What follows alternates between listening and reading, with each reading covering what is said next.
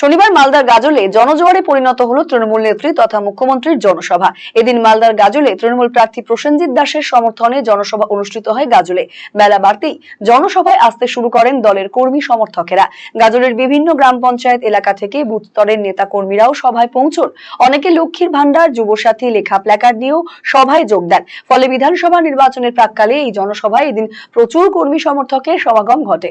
উল্লেখ্য, গত 2021 সালে এই বিধানসভা কেন্দ্রে জয়ী হয়েছিলেন বিজেপি প্রার্থী চিন্ময় দেব বর্মন। ফলে এই কেন্দ্রে এবারে বাড়তি গুরুত্ব দিয়েছে তৃণমূল। প্রার্থী করা হয়েছে যুব তৃণমূল সভাপতি এবং আইনজীবী প্রসেনজিৎ দাসকে।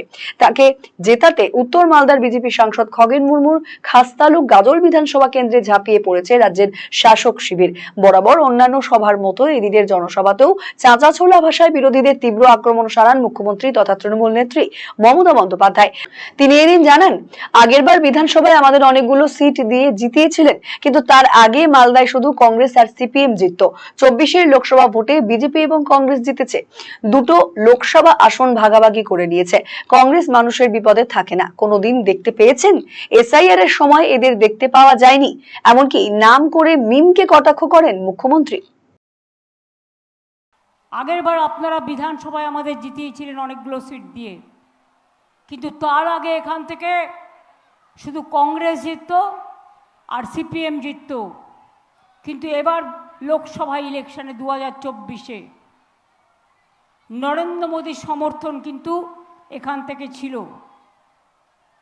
এখান থেকে বিজেপির একটা এমপি আর কংগ্রেসের একটা এমপি ছিল, ভাগাভাগি করে নিয়েছিল। কোনোদিন কংগ্রেসকে দেখতে পান মানুষের বিপদে? দেখতে পান? এসআইআরে পেয়েছেন? হায়দ্রাবাদের যে নেতারা আসছে আমদানি সাম্প্রদায়িকতার, তাদের কোনোদিনও দেখেছেন? এসআইআরের সময় এরা কোথায় ছিল? ঘোড়ার ডিমগুলো। এদিন মুখ্যমন্ত্রী নির্বাচন কমিশনের নাম না করে আক্রমণ শানান। তিনি বলেন, উকুন বাছার মতো ভোট কাটছে আর অফিসার বাছছে।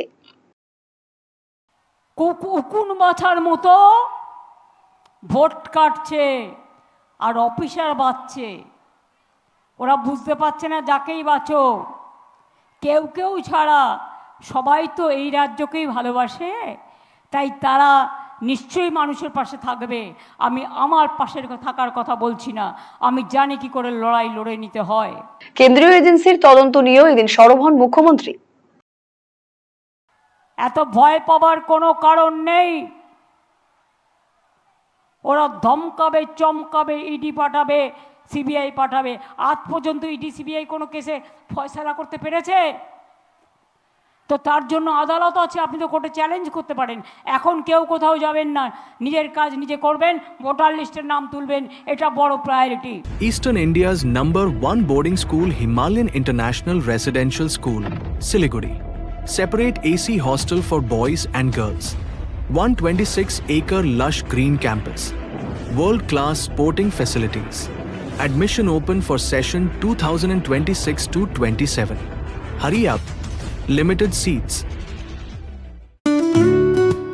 সুগন্ধি বাসমতি ভাতের মাঝে নানান উপকরণ, স্বাস্থ্যকর পরিষ্কার পরিচ্ছন্ন পরিবেশে তৈরি ম্যারিনেট করা মশলাদার মাটন এবং চিকেন বিরিয়ানি খেতে আপনাকে আসতেই হবে রায়গঞ্জের কলকাতা বিরিয়ানি দাদা বৌদিতে। শহরের সেরা মানের বিরিয়ানি খাদ্য রসিকদের তৃপ্তি মেটাতে হাজির দাদা বৌদি। রায়গঞ্জের প্রাণকেন্দ্র মোহনবাটি এলাকায় রায়গঞ্জ জেলা আদালতের প্রবেশদ্বারের কাছে সুস্বাদু মুখরোচক স্বাদে গন্ধে অতুলনীয় বিরিয়ানি পেয়ে যাবেন সারাদিন। তাই রায়গঞ্জ শহরে বিরিয়ানির এখন সেরা ঠিকানা কলকাতা বিরিয়ানি দাদা বৌদি। কলকাতা বিরিয়ানি দাদা বৌদি, মোহনবাটি, রায়গঞ্জ, উত্তর দিনাজপুর। Phone number 6204774768।